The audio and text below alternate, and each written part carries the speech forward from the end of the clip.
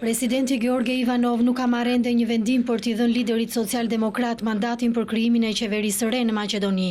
E ndërsa Zoran Zaev pret verdiktin e kreut të shtetit, situata në vend është tensionuar pas protestave të mbështetësve të VMRO-DPMNE. Partitë shqiptare që janë vendimtare për formimin e ekzekutivit shpresojnë tek mesazhet që do të përcjellë në Shkup shefja e politikës së jashtme të Bashkimit Evropian, Federica Mogherini, por ish kryeministri Gruevski. Ajo do të vizitojë të njëjtën Maqedoninë ku pritet të ketë takime me kryer politik. Ndërkombëtarët nga Departamenti i Shtetit e deri te Komisioneri i Bashkimit Evropian për zgjerimin kanë përsëritur thirrjet për krijimin sa më të shpejtë të qeverisë. Por kundër një koalicioni të LSDM-s me partitë shqiptare, janë përkrahësit e VMRO-s, që kundërshtojnë përdorimin e gjuhës shqipe. Një ditë më parë u shënua edhe një sulm ndaj 2 gazetarëve maqedonas, ndërsa policia arrestoi përgjegjësit.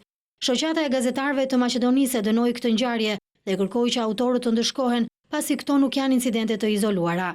Një reagim erdhi edhe nga Partia Shqiptare Lëvizja për Reforma PDSH, sipas së cilës sulmet ndaj gazetarëve janë tregues i vandalizmit të pushtetit në Ike.